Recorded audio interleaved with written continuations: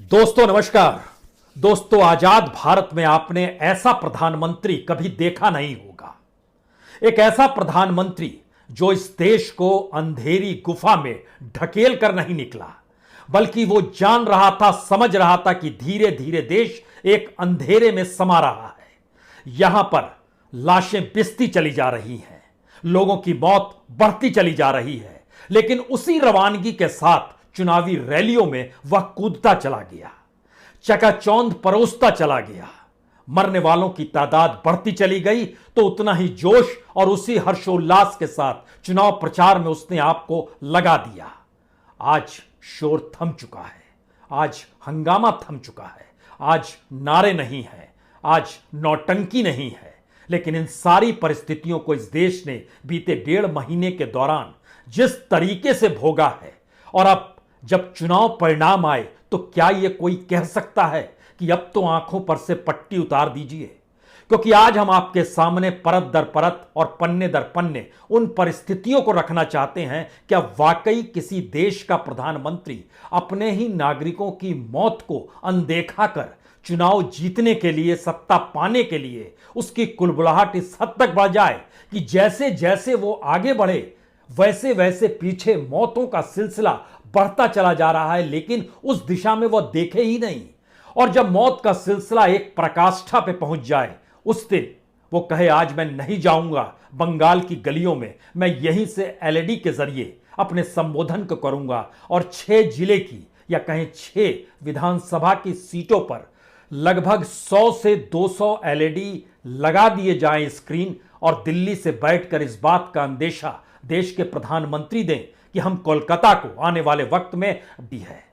जब देश लगातार परिवार दर परिवार, समाज दर समाज और जिले और राज्यों के भीतर भी मौतें हो रही हैं, देश के गृहमंत्री को भी फिक्र नहीं। झारखंड हो, चाहे बिहार हो या उड़ीसा हो, 10,000 से ज्यादा लोगों की मौजूदगी, जो बीजेपी के सिंपैथाइजर हैं, उनके कैडर हैं, उनको पूरे बंगाल में बिखरा दिया गया, जिससे एक हंगामा देश में मचता रहे कि बीजेपी जीत रही है, नरेंद्र मोदी जीत रहे हैं, अमित शाह जीत रही हैं, इनकी तिकड़में जीत रही हैं, इनके नारे जीत रहे हैं, इन्हीं का धर्म जीत रहा है। एक ऐसी परिस्थिति में देश को लाकर आजादी के बाद से इस देश के किसी प्रधानमंत्री ने ऐसी स्थिति को ना दिखलाया, ना देखा, ना भोगा, ना फिर इस त्रासदी में लोगों को ढकेला। तो हमें लगता है कि आज पन्ने दर पन्ने खोल लीजिए, क्योंकि इतनी बुरी हार के बाद भी अगर देश के प्रधानमंत्री अपनी आंख से पट्टी नहीं हटाते हैं, देश के गृहमंत्री अब काम करना शुरू नहीं करते हैं, और कैबिनेट मिनिस्टर्स जो इशारे पर, निर्देश पर एक साथ चले जाते हैं चुनाव प्रचार के लिए, अपने अपने मंत्रालय में लौटकर इस देश की परिस्थितियों को बचाने में अब भी नहीं लगेंगे तो कब लगेंगे? इस देश ने इस देश की ऐसी परिस्थिति देखी आज से नहीं, याद कीजिए, नमस्ते ट्रंप से यह मामला शुरू हुआ था। उसके बाद मध्य प्रदेश के चुनाव सामने थे, संसद चलती रही, कई सांसद पॉजिटिव होते चले गए, लेकिन जब मध्य प्रदेश चुनाव की परिस्थितियों से पल्ला झड़ गया तो उसके बाद ही संसद को सैंडाई किया गया। इतना ही नहीं, उसके बाद बिहार इलेक्शन में 18 रैलियां प्रधानमंत्री की, जानते समझते हुए कि अब का मौका है कि आने वाले वक्त में कैसे खुद को सहेजा जाए।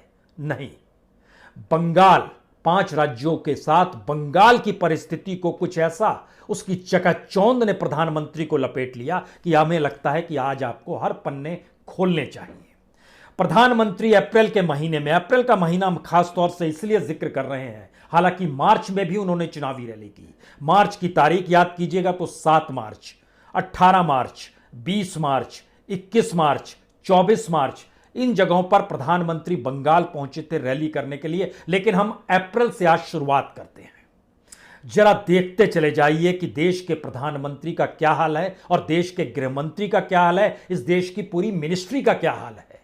क्योंकि 50 से ज्यादा रैली, रोड शो, घरों में भोजन करना, यह देश के प्रधानमंत्री और गृहमंत्री ने पश्चिम बंगाल में किया है। लेकिन प्रधानमंत्री की 2 अप्रैल की रैली और देश में 714 लोगों की मौत 2 अप्रैल के दिन ही हुई। लेकिन प्रधानमंत्री यहां से उड़ान भरते हैं और चले जाते हैं बंगाल चुनावी रैली करने के लिए। उनके एक भी शिकन चेहरे पर उस रैली में भाषण देते हुए नहीं आती है।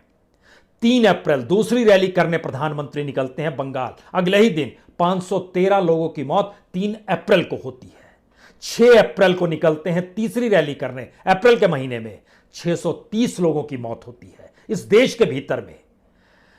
10 अप्रैल को निकलते हैं 839 लोगों की मौत होती है इस देश में कोविड पॉजिटिव होने के बाद उसी बीमारी से प्रभावित होकर। और ऐसा नहीं है कि यह बीमारी भारत में थी, हर कोई जानता है पूरी दुनिया में थी, हर कोई जानता है पूरी दुनिया लड़ाई लड़ रही थी, हर कोई जानता है हर देश का प्रधानमंत्री उससे दो दो हाथ कर रहा था, अपने इंफ्रास्ट्रक्चर को मजबूत कर रहा था। लेकिन यहां तो चुनावी रैली थी, आंखें बंद थी, कान बंद थे, लेकिन सिर्फ शब्द कहे जा रहे थे, वह भी सत्ता पाने के लिए। और क्या कुछ कहा गया यह भी दोहराने की आज जरूरत नहीं है, क्योंकि उसके बाद 12 अप्रैल को फिर रैली करने निकले और उस दिन 879 लोगों की मौत इस देश में हुई।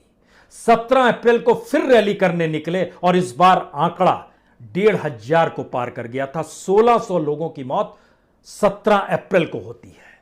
कोई चेतना नहीं, कोई फिक्र नहीं।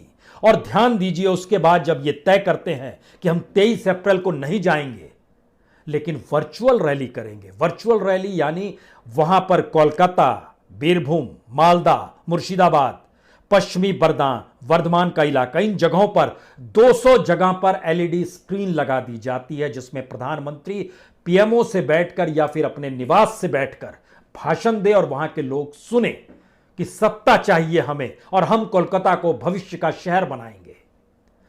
सिटी ऑफ फ्यूचर यह शब्द का इस्तेमाल किया गया। इस देश के फ्यूचर को लेकर फिक्र नहीं थी। और उस दिन 23 अप्रैल के दिन इस देश में 2624 लोगों की मौत हुई, लेकिन प्रधानमंत्री ने उस दिशा में नहीं देखा।